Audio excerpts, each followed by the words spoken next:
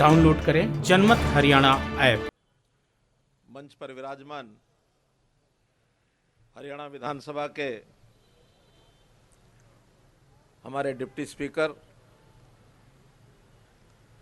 और हमारे इस नलवा क्षेत्र से विधायक मान्यवर श्री रणवीर सिंह गंगवा जी,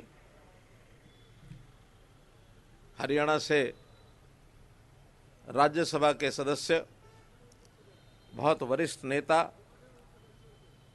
श्री रामचंद्र जांगड़ा जी, पिछड़ा वर्ग मोर्चा के हरियाणा प्रदेश के हमारे अध्यक्ष श्री मदन लाल चौहान जी, विधायक हिसार से हमारे डॉक्टर कमल गुप्ता जी, भारतीय जनता पार्टी हिसार जिला के अध्यक्ष कैप्टन भूपेंद्र जी, पूरे प्रदेश में आज का ये जो कार्यक्रम है लगभग 80 स्थानों से ऊपर इस समय चल रहा है। सब जगह यही स्वरूप वहाँ है। वहाँ भी हमारे जितने उपस्थित मंत्रीगण हैं, सांसदगण हैं, विधायकगण हैं, विभिन्न बोर्ड कॉरपोरेशंस के हमारे चेयरमैन बंधु हैं, उपस्थित आज जो पार्टी जिन्होंने ज्वाइन की है, प्रदेश के केश कला बोर्ड के हमारे चेयरमैन और लोक जनशक्ति पार्टी के अध्यक्ष भाई सुरेश सैन जी, इनके साथ और प्रमुख जो महत्वपूर्ण इनकी पार्टी के 4-5 और पदाधिकारी जिन्होंने ज्वाइन किया है, उपस्थित सभी हमारे कार्यकर्ता बंधुओं, भाइयों बहनों, पत्रकारों व छायाकार मित्रों, आज का ये कार्यक्रम वास्तव में एक बड़े स्वरूप का कार्यक्रम होने वाला था, लेकिन जैसा आपको पता है कुछ दिन पहले हरियाणा के अंदर जिस प्रकार की परिस्थितियां बनी हैं कोरोना की, और उस कोरोना के इस रिव्यू करते समय जब सब प्रदेशों में इस प्रकार की बात सामने आ रही है, खास करके दिल्ली और आसपास के जिलों में संख्या बहुत बढ़ रही है, लोगों की भी जो सावधानियां बरतने की बात कही गई थी उसमें कहीं ना कहीं लापरवाही हो रही है। तो एक योजना तय की गई कि जितने सामाजिक कार्यक्रम हैं, पारिवारिक कार्यक्रम हैं, राजनीतिक कार्यक्रम हैं, उनमें कहीं भी 100 संख्या, 200 संख्या, इससे ज़्यादा संख्या न रहे। मास्क लगाकर रखना, एक दूरी बनाकर कार्यक्रम को करना, कम से कम 2 गज की दूरी का जो आह्वान किया है, सैनिटाइजेशन इस नाते से बार बार उसका उपयोग करना, अपनी इम्यूनिटी बढ़ाने के लिए विभिन्न प्रकार के कार्यक्रम, प्राणायाम हैं, कई प्रकार के ऐसे आयुर्वेदिक पेय आ गए हैं, खाने पीने की चीज़ें भी आई हैं, कुछ दवाइयाँ भी हैं कि हमारी इम्यूनिटी ये बढ़े, जिसमें से हम अपने आप को कोरोना से बचा सकें। कोरोना होने के बाद इलाज करने में तो सरकार थोड़ी सहायता कर सकती है, लेकिन मुझे कोरोना ना आए ये तो हमको अपने आप इसकी सावधानी बरतनी होगी। हम तो केवल अपील कर सकते हैं, सावधानी के लिए आग्रह कर सकते हैं। तो ये जब सारा आग्रह पूरे प्रदेश में किया गया, उस समय ये प्रश्न हुआ कि 29 तारीख की हिसार की रैली, तब ये निर्णय कर लिया कि हम बड़ी रैली हिसार की न करके एक वर्चुअल रैली वीडियो कॉन्फ्रेंस के माध्यम से पूरे प्रदेश में सभी विधानसभा क्षेत्रों में एक कार्यक्रम कम से कम जरूर हो, कहीं कहीं एक से ज़्यादा कार्यक्रम भी हो रहे हैं। अपने हिसार में ही आज 4 कार्यक्रम हैं, अलग अलग कोनों में, अलग अलग क्षेत्रों में। 2 कार्यक्रम में पहले होके आया हूं, अभी यहाँ के बाद जो एक और कार्यक्रम और बचेगा उसमें भी मैं चाहे 5 मिनट के लिए जाके आऊँगा, केवल उनका अभिवादन करूँगा, जाकर मिल के आऊँगा। सब स्थानों पर अपने प्रमुख नेता आज पहुँचे हैं और सब ने अपने इस विषय के ऊपर आप लोगों से अपनी बातें साझा की है। आज का विषय हमारे आज के इस रैली के अध्यक्ष, विधानसभा में उपाध्यक्ष श्री रणवीर गंगवा जी ने कहा कि एक धन्यवाद रैली करनी है। मैंने कहा धन्यवाद तो अपने लोगों के द्वारा नहीं किया जाता, हम तो आपस में बातचीत करते हैं। धन्यवाद हमेशा पराये लोगों का किया जाता है। मैं एक किस्सा आपको बताता हूं अपने जीवन का। जब मैं संघ का प्रचारक था, किसी एक शिविर में हमारे एक साथी को थोड़ा सिर दर्द की तकलीफ हुई। एक दूसरे हमारे प्रचारक को होम्योपैथी की दवाई रखते थे। मैंने जाकर के उनसे दवाई ली कि ऐसे ऐसे सिर दर्द की कोई दवाई है तो आप दे दीजिए। उन्होंने मुझे 2 पुड़िया दी कि एक अभी जा करके दे दो, एक सुबह उठते ही दे देना। मैंने 2 पुड़िया लेकर के कहा, उनको हम वैद्य जी कहते थे, कि वैद्य जी बहुत बहुत धन्यवाद। कह लगे इधर आओ इधर आओ, और दवाई मेरे से वापस ले ली। मैंने कहा क्यों, क्या गलती हो गई, क्यों वापस ली है? कि अच्छा अभी गलती समझ में नहीं आई है। मैंने कहा बताइए, मैं तो नया आदमी हूँ, ये बहुत 40 वर्ष पहले पुरानी बात है, मुझे आप ध्यान कराइए, अपनी गलती का एहसास मुझे हो जाएगा। कहने लगे परिवार के अंदर जब आपके कोई बड़े पिताजी, माताजी, चाचा, चाची या कोई भी व्यक्ति परिवार के सदस्य के नाते आपके लिए कोई काम करते हैं, आपको वो खाना भी खिलाते हैं, आपको स्कूल की फीस भी देते हैं, आपके लिए कोई भी आवश्यकता पड़ती है, जब वो आपके लिए काम करते हैं तो आप उनका धन्यवाद करते हैं। मैंने कहा जी वो तो नहीं किया कभी। क्यों नहीं करते? कि वो तो अपने परिवार के सदस्य हैं। कहने लगे वो परिवार के सदस्य हैं तो मैं आपके परिवार का सदस्य नहीं हूं क्या? मैंने कहा बात समझ में आ गई, मैं ये धन्यवाद भी वापस लेता हूं, आप मुझे दवाई भी दे दीजिए। तो जब एक परिवार होता है उस समय धन्यवाद की बात नहीं होती। परिवार के हर सदस्य को अपना दायित्व निभाना चाहिए, जिम्मेवारी निभानी चाहिए, तभी हम साथ मिल करके साथ चल सकते हैं। सबका साथ सबका विकास, इस नारे पर पूरा उतर सकते हैं। संयोग से पिछले 6 साल से हमको हरियाणा में शासन करने का अवसर मिला है। इन 6 सालों में हर समय विचार करते रहते हैं कि अपना ये हरियाणा का परिवार है, ये 2.5 करोड़ पौने 3 करोड़ की जो हमारी आबादी है, ये मेरा एक परिवार है, इसमें किस वर्ग को क्या तकलीफ है, उस तकलीफ को कैसे दूर किया जाए, ये हमेशा सोच बनी रहती है और उसी में से निर्णय लेते हैं।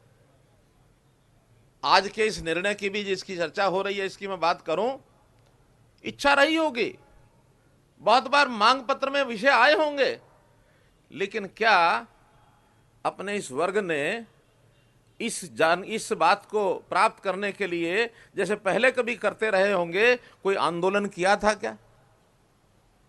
नहीं किया ना।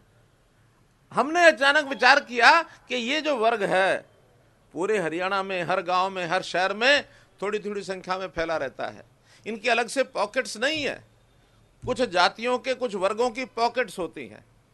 उन पॉकेट्स में उन लोगों को आरक्षण की आवश्यकता नहीं होती, क्योंकि अपनी पॉकेट में अपनी आबादी के हिसाब से अपना वर्चस्व, राजनीतिक वर्चस्व उनका बन जाता है। लेकिन ये मेरा जो बैकवर्ड क्लास, खास करके अति पिछड़ा वर्ग, जिसको हम क वर्ग कहते हैं, ए वर्ग कहते हैं, ये सब स्थानों पर आबादी के हिसाब से फैला रहता है। जो फैला रहता है तो इनको उस इलाके के हिसाब से कुछ आरक्षण की आवश्यकता हो तो देनी चाहिए। तब हमने ये पंचायती राज के अंदर 8% का आरक्षण आपको दिया है। और इसमें भी एक और बात ध्यान रखनी है कि अगर 8% में संख्या 2 से कम अगर होती है तो 2 संख्या जरूर होगी, इससे ऊपर हो जाए तो मिलेगा, नहीं तो 2 जरूर हो जाएंगे। चाहे वो ब्लॉक समिति के सदस्य हो, चाहे जिला परिषद के सदस्य हो, चाहे पंचायत के सदस्य हो, सब में हो सकता है इससे आगे भी कुछ अपेक्षा हो, वो आगे चल के देखी जा सकती है। लेकिन एक कहावत है ना, सहज पके सो मीठा होए। धीरे धीरे आवश्यकता पड़ने पर आगे बढ़ेंगे। मैं इसमें एक बात और जोड़ता हूं, आरक्षण किसी का शौक नहीं है। आरक्षण किसी का शौक नहीं है।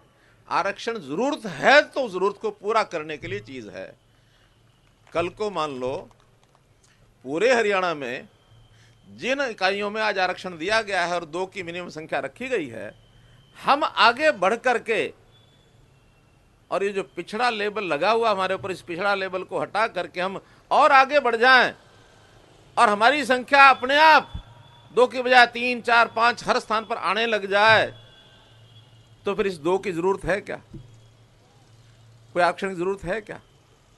आरक्षण तभी होता है जब समाज में कोई एक वर्ग किन्हीं भी कारणों से पिछड़ गया है, पीछे रह गया है, उसको बराबर का अवसर देने के लिए थोड़ा सहारा देना पड़ता है और उस सहारे के साथ अपनी योग्यता के आधार पर, अपनी कुवत के आधार पर, अपने परिश्रम के आधार पर समाज आगे बढ़ जाए, तो फिर इन चीजों की जरूरत नहीं होती है।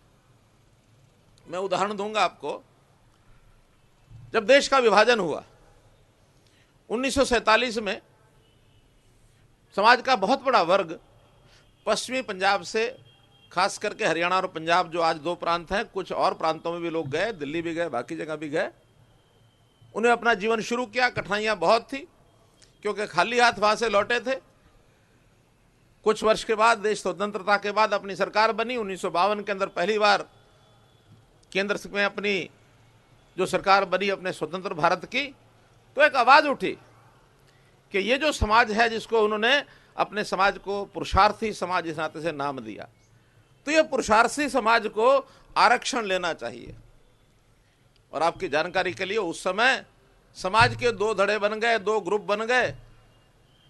एक ग्रुप ने कहा कि आरक्षण लेना चाहिए, दूसरे ग्रुप ने कहा कि नहीं, आरक्षण नहीं लेना चाहिए। न लेने वालों के मन में क्या था कि नहीं, हम लोग अपनी मेहनत से जैसे पहले अपने आप काम करते थे, वहां छूट गया कोई बात नहीं, लेकिन हम अच्छे प्रकार से मेहनत करेंगे और हम आगे बढ़ेंगे। समाज के अंदर बराबरी लाने के लिए हम अपने बाजुओं से, अपने ताकत से, अपने दिमाग से, अपने हाथों से हम और आगे बढ़ेंगे। आरक्षण के ऊपर नहीं जाना चाहिए। अब जो विषय निकले, लेकिन उस समय वो सारा समाज आरक्षण पर नहीं गया। उन्होंने मना किया कि हम आरक्षण नहीं लेंगे। और आज उस पुरुषार्थी समाज को हम देखते हैं कि हर दृष्टि से बलशाली हैं। आज वहां गरीबी भी है, गरीब भी हैं, लेकिन अच्छे संपन्न भी हैं। समाज आगे बढ़ गया। सहायता हमको उसकी करनी है जो कहीं भी किसी कारणों से पीछे रहे। हमारा समाज आजादी के बाद या आजादी के पहले जो भी कुछ कारण रहे, लेकिन पिछड़ा रह गया। हमारी कोई नियति पिछड़ाने की नहीं है, लेकिन मजबूरी से या सिस्टम से कुछ ना कुछ हमारे ऐसे कोई अवसर हमको नहीं मिल पाया कि हम आगे बढ़ जाए। तो सिस्टम ने हमको सपोर्ट नहीं किया। आज हम सिस्टम में सपोर्ट करने के लिए तैयार हैं। 1991 में, आज से 40 साल पहले अपने समाज को आरक्षण मिला था। उससे पहले तो नहीं मिला हुआ था, मंडल आयोग के समय ही मिला। ये आरक्षण उस समय मिला, ये आज से 40 साल पहले मिला। लेकिन बड़े दुख की बात यह है कि उस आरक्षण के बाद उसको जिस प्रकार से सपोर्ट मिलनी चाहिए थी कि इस समाज को आगे बढ़ाने के लिए, आरक्षण तो नौकरियों में हो गया, कोई बात नहीं, उच्च शिक्षा में हो गया, लेकिन समाज के वर्ग के अच्छे पढ़ाई करने के लिए कोई व्यवस्थाएं बनाई जाएं, ऐसे समाज के वर्ग के हर बच्चे को पढ़ने का अच्छा अवसर मिल जाए, उसके प्रयत्न ये नहीं हुए। हम आज वो प्रयत्न सारे कर रहे हैं कि समाज का वो वर्ग जिसके बच्चे किसी कारण से अच्छी पढ़ाई नहीं कर पाते हैं, उनके लिए स्कूलों की व्यवस्था तो सब जगह है ही है। उनको छात्रावास की व्यवस्था की आवश्यकता हो तो छात्रावास की व्यवस्था देंगे। ऐसे मेधावी छात्रों को अगर स्टाइपेंड देना है, छात्रवृत्ति देना है, तो छात्रवृत्ति देंगे। और जो ऐसे बच्चे बहुत हायर एजुकेशन के लिए आगे बढ़ना चाहते हैं, परिवार भी उनको सपोर्ट नहीं कर सकता और सरकार की एक सीमा होती है छात्रवृत्ति की, उस छात्रवृत्ति से ज्यादा काम नहीं चल सकता, तो हमने उनके लिए लोन की व्यवस्था भी कर दी है कि उस लोन में जो इंटरेस्ट है वो कम से कम इंटरेस्ट रख करके बाकी सरकार देगी उसका इंटरेस्ट। और लोन लेने के लिए किसी माँ बाप को उसका कोलेट्रल नहीं देना पड़ेगा। कोलेट्रल मतलब उसके लिए जो गारंटी होती है संपत्ति की वो नहीं देनी पड़ेगी। ये गारंटी ऐसे बच्चों के ऋण के लिए बैंकों को गारंटी देने का काम सरकार करेगी, सरकार उसकी गारंटी देगी। कितना ही लोन जिसको चाहिए, किसी को विदेश में पढ़ाई करनी है, डॉक्टरी की करनी है, इंजीनियरिंग की करनी है, सॉफ्टवेयर इंजीनियर बनना है, कुछ बनना है, शोध करना है, अगर लड़के में, छात्र में, छात्राओं में योग्यता है तो योग्यता के आधार पर आगे बढ़ने के लिए अब उनको रोक कोई नहीं पाएगा। और इस मान लो कोई ऋण देना भी है, ब्याज में सहयोग सरकार करेगी, लेकिन इस ऋण की अदायगी किसी माँ बाप को नहीं करनी पड़ेगी। अब यह अदायगी तो जब व्यक्ति पढ़ लिख करके कमाने लगेगा, नौकरी करेगा, उसी को जब करना है तो कुछ साल में वो कर लेगा। अच्छी शिक्षा प्राप्त करके आएगा तो कुछ ना कुछ करेगा ही। तो रास्ते हमारे सब खुल रहे हैं। पढ़ाई के साथ साथ कौशल विकास, क्योंकि ये जो सारा वर्ग है ये शिल्पकार वर्ग है, ये कर्मयोगी वर्ग है। गीता में कर्म को बहुत ही मान्यता दी गई है। कर्मण्येवाधिकारस्ते मा फलेषु कदाचन। कर्मयोगी को बहुत ही उसमें मान्यता दी है। तो हमारा ये जो सारा समाज है, ये चाहे आज़ादी से पहले चाहे आज़ादी के बाद हमारी सारी अर्थव्यवस्था का आधार है। जब हम गुलाम थे, हमारे देश में कोई बड़ी चीजें नहीं बनती थी। हमारे कारीगर छोटी छोटी चीजें बनाते थे, अपने हाथ से बनाते थे। हथकरघा है, घरेलू उद्योग है, बहुत अच्छे अच्छे कला सीख करके, चाहे कपड़ा बनाने की कला है, चाहे हमारे आभूषण बनाने की कला है, ऐसी चीजें जो विदेशों में भी काम आती थी, इस देश के एक्सपोर्ट में 24% हिस्सा ये छोटी कारीगरी का होता था, जो आपके ऊपर निर्भर करता था। 24% हिस्सा होता था। आज भी उन चीजों की आवश्यकता है, लेकिन कहीं ना कहीं आधुनिक युग के हिसाब से जो कौशल है, जो हुनर है, उसके विकास में अभी हम पिछड़े हैं। पुराना जो समय का कौशल हमारा है वो आज शायद दुनिया में काम नहीं आ सकता। हमको, हमारे कारीगरों को, हमारे परिवार के जो पैतृक हमारे काम धंधे थे, उसके विकास के लिए आज कौशल विकास करना पड़ेगा। हमारा स्किलिंग का डेवलपमेंट करना पड़ेगा। इसके लिए भी हमने पहल की है। पलवल के अंदर एक कौशल विश्वविद्यालय, श्री विश्वकर्मा कौशल विश्वविद्यालय, ये हमने खोला है। 800 कोर्सेज हैं छोटे बड़े, वो सब इसी समाज के लोगों को ज़्यादा प्रभावित करेंगे। हमारे केश कला के जो आज अध्यक्ष जिन्होंने ज्वाइन किया है, सुरेश सैन जी ने, इन्होंने एक बार मुझे कहा कि हमारे बच्चे आज के हिसाब से जैसे हेयर सैलून नए प्रकार के शहरों में खोलने पड़ते हैं, हमारी बेटियां कहीं ब्यूटी पार्लर का अच्छा शोरूम खोल सकें, इसके लिए कुछ करना चाहिए। हमने बात की अपने वाइस चांसलर से, उनका के 4 सेंटर ऐसे जो अच्छे केश कला यानी अच्छे सैलून की दुकान खोल सकें, हमारी ब्यूटी पार्लर बहनें जो हैं उसका कोई शोरूम बना सकें, उसके लिए 4 सिखलाई के सेंटर खोल दिए। इनके बच्चे सब जगह पढ़ रहे हैं। क्यों सुरेश सेन जी, है ना ऐसा? छोटी छोटी चीजें हैं। अभी जो हमारे ये जो मैसन हैं, मिस्त्री हैं, बार बेंडिंग, लोहा मोड़ने वाले, इलेक्ट्रीशियन, इनके कोर्सेज, हाई क्लास कोर्सेज। पीछे मैं दुबई गया, दुबई के वहां के शेख ने कहा कि हमारे यहाँ ड्राइवर्स की बहुत जरूरत होती है, आप क्या 500 ड्राइवर हमारे यहाँ भेज सकते हैं वहां हरियाणा से? हमने कहा अभी तो हमारे यहाँ ड्राइविंग का ऐसा कोई कोर्स है नहीं है, जो सीखते हैं थोड़े बहुत तो लोकल सीख लेते हैं, अपने आप अपनी ड्राइविंग कर लेते हैं। इस प्रकार का इंटरनेशनल स्टैंडर्ड के ड्राइवर हमारे पास अभी नहीं है। हमने अब कहा है कि ऐसी इंटरनेशनल ड्राइविंग की कोर्स शुरू करो, चाहे वो दाहिने हाथ चलाने वाली गाड़ी हो, चाहे बाएं हाथ चलने वाली गाड़ी हो। दुनिया में कुछ देश ऐसे हैं, हमारे यहाँ तो बाएं हाथ गाड़ी चलती है, उनके यहाँ दाएं हाथ गाड़ी चलती है। वो क्रॉस करते हैं तो उल्टा क्रॉस करते हैं, यहाँ के ड्राइवर वहाँ एक्सीडेंट कर देंगे, इसलिए उनको अलग से सिखलाई करानी पड़ती है। तो ऐसे ड्राइविंग के कोर्स ये हम शुरू कर रहे हैं। रोजगार में व्यक्ति आगे कैसे बढ़े, सरकारी नौकरियों में योग्यता को हमने आधार माना है। एक समय ऐसा था कि जिनकी अप्रोच होती थी, जिनके हाथ में पैसे की ताकत होती थी, नौकरी खरीद लाते थे। हमने वो नौकरी की जो अप्रोच वाली पर्ची और पैसे की ताकत वाली खर्ची दोनों बंद कर दी कि योग्य व्यक्ति होगा तो वो आगे बढ़ेगा। और आपने देखा है, चाहे वो ग्रुप डी है, ग्रुप सी है, ग्रुप बी है, या चाहे एचसीएस है, ग्रुप ए की भी नौकरियां हैं, किसी की सिफारिश नहीं मानी हमने। ये आईएएस और एचसीएस में करोड़ों रुपए के लेन देन हो जाते थे, और वो इसलिए होते थे कि करोड़ों रुपया दे करके वहीं से निकालेंगे, एक खर्च करेंगे 10 निकालेंगे। इसका नाम है भ्रष्टाचार। भ्रष्टाचार को यदि बंद करना है तो कम से कम उसकी नौकरी में उसको पैसा ना देना पड़े, तब वो हमारी बात को सुनेगा, वरना क्यों सुनेगा? वो कहेगा मैं पैसे खर्च करके आया हूं तो पैसे कमाऊंगा ही। अब इस सिस्टम को हमने तोड़ दिया है। आज हर मुख्यमंत्री को साल में 2-3 एचसीएस प्रमोट करने का अधिकार होता है। साल में कम से कम एक आईएएस, क्लास 1 के किसी भी अधिकारियों में से एक आईएएस बनाने के उसके पास एक कलम में अधिकार होता है, जिसको चाहे बना सकता है। हमने कहा भी हमने ये भाई भतीजावाद तरफदारी नहीं करनी है, ना किसी से पैसे से लगने देना है।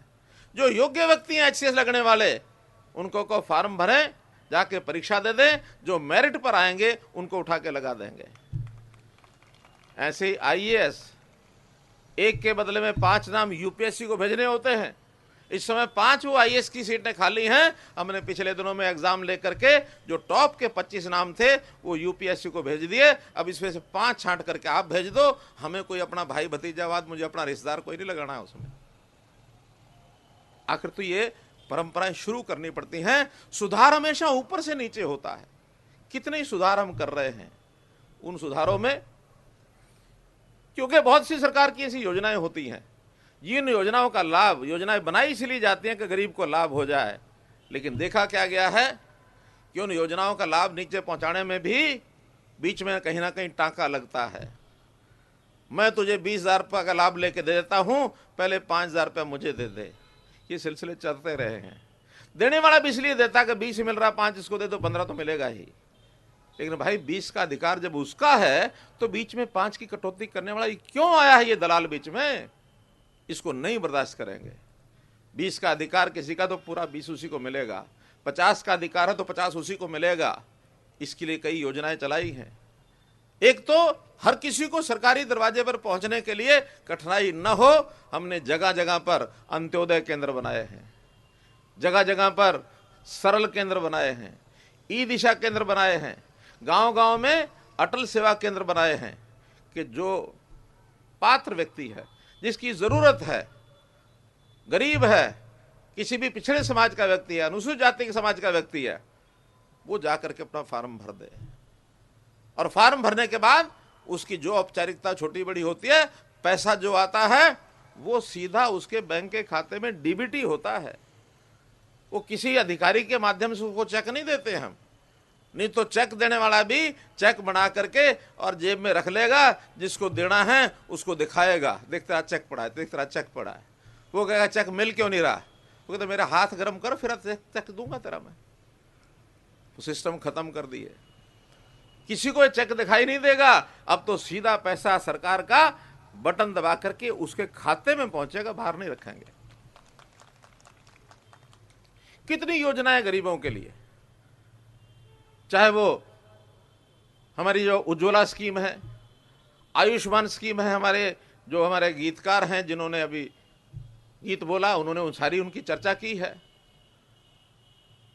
तो इस प्रकार की सारी योजनाएं, घर घर में बिजली पहुंचाने की बात है, प्रधानमंत्री आवास योजना की बात है, सब चीजें हमने गरीब समाज के लिए खुली कर दी हैं। लेकिन मुझे अभी भी संतोष नहीं है। मैं साफ बताना चाहता हूं संतोष क्यों नहीं है। आज भी इतनी सब योजनाएं होने के बाद पात्र व्यक्ति कौन है, अपात्र कौन है, इसकी पहचान करने में अभी वही सरकारी सिस्टम है और लोगों की मानसिकता भी वही है। मानसिकता पर थोड़ा सा मैं चर्चा इसलिए कर रहा हूं, अगर किसी से पूछा जाए कि भी ये योजना 50,000 रुपया या 1,00,000 रुपए तक की सीमा किसकी इनकम की है उसको मिलेगी, तो तुम्हारी इनकम कितनी है? तो आज 5 लाख वाला भी ये कहता है कि मेरी इनकम 50,000 है, 2 लाख वाला भी कहता है मेरी इनकम 40,000 है। भाई अगर तुम्हारे पास ज्यादा इनकम है तो बताओ ज्यादा है, फिर तुम्हारे जो योजना होगी तुम्हें मिलेगी। लेकिन अगर ये गरीब के लिए है तो ये गरीब के पास जाने दो। आज भी हमारा संघर्ष आपस में चल रहा है।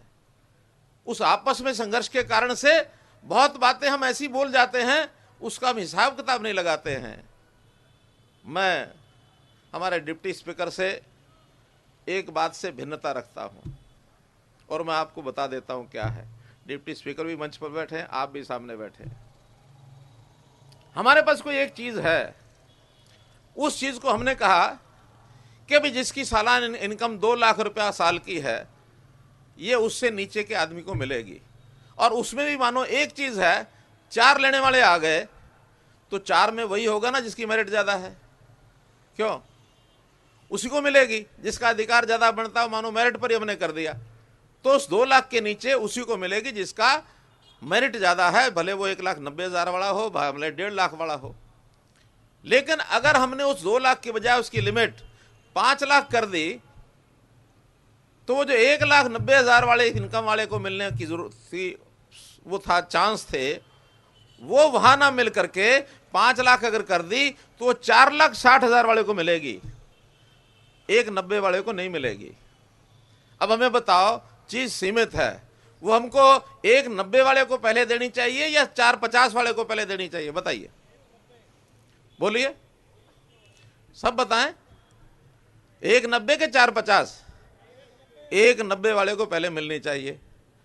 आप भी गंगवा जी बता दो, किसको मिलनी चाहिए?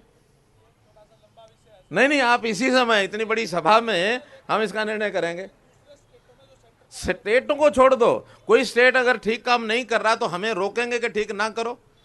सेंटर, मैं तो सेंटर की इससे सहमत नहीं हूं, मैं दूसरी स्टेटों से भी सहमत नहीं हूं। मैं तो इस पंचायत में जो फैसला होगा वो करने के लिए तैयार हूं। आप ये बताओ कि पहले अधिकार 1,90 वाले का है कि 4,50 वाले का है?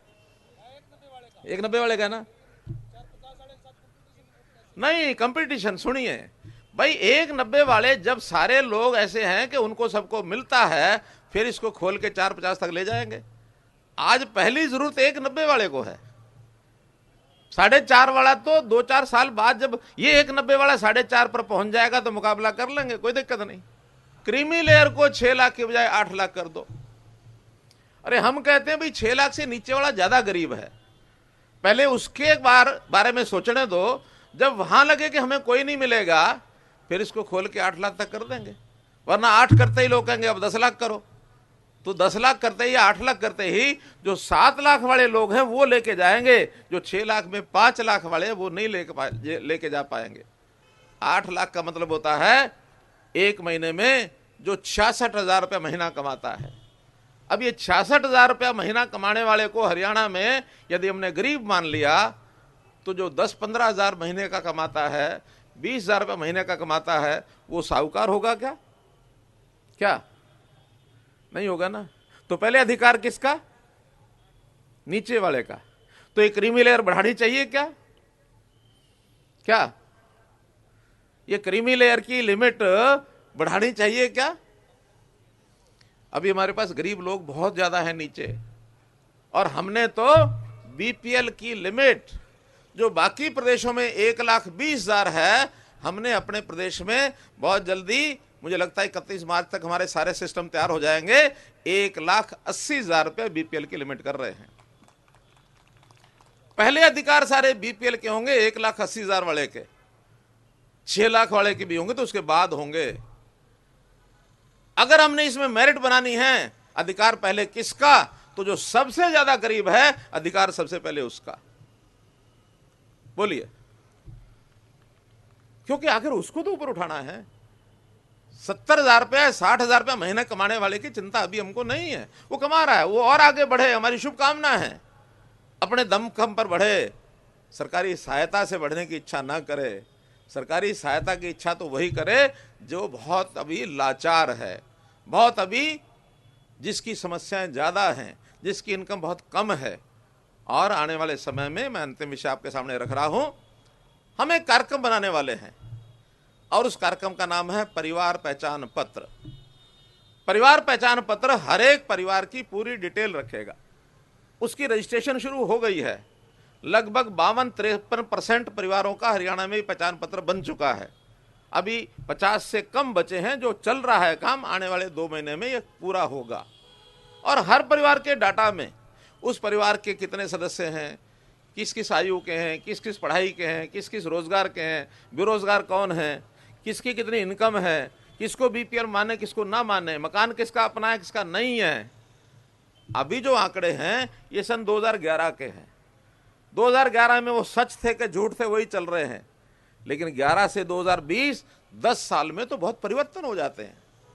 मानो इस 10 साल में किसी के घर में एक नौकरी लग गई तो फिर अब उस प्रकार का गरीब नहीं है। सरकारी नौकरी में अच्छा खासा पैसा, चाहे वो डी हो सी हो, घर परिवार के गुजारे के लिए मिलता है। लेकिन जिसके घर में कोई कमाने वाला नहीं है, पढ़ा लिखा कम है, या पढ़ाई का अवसर नहीं मिला है, चिंता उसकी करनी है। इसको कहेंगे अंत्योदय। क्या कहेंगे? अंतिम का उदय। जो लाइन में आखिर में रह गया उसकी सच्ची पहचान हमको करनी पड़ेगी। हमारे समाज में भी जब आपको पूछा जाए कि अंतिम पंक्ति में कौन है, ये मत कहो कि अंतिम पंक्ति में मैं हूं। अपने इर्द गिर्द नजर दौड़ाओ, मेरे से जो पीछे है, जो सबसे पीछे है, वो अंतिम पंक्ति है। अगर अधिकार पहले लेके देना है सहायता का, सरकारी योजनाओं का लाभ, तो जो सबसे अंत में पहले उसको लेके देंगे, बाद में हम सब मिल करके उसका लाभ उठाएंगे। बोलो मेरी बात ठीक है कि नहीं? जो कहते हैं ठीक है हाथ खड़े कर दो। गंगवा जी कर दिया। बहुत हमको बारीकी से सोचना होता है। और मैं ऐसा नेता नहीं हूं कि किसी ने मंच पे कुछ भी कह दिया और उसको राजी करने के लिए हाँ जी हाँ ठीक है हो जाएगा। जो काम हो सकेगा उसको कहेंगे हाँ होगा, जो काम नहीं हो सकेगा हाथ जोड़ के कहेंगे ये अभी संभव नहीं है।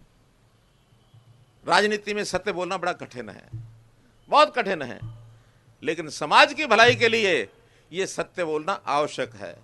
तो मित्रों, आप समाज के लोग सबके साथ मिलकर आगे बढ़ें।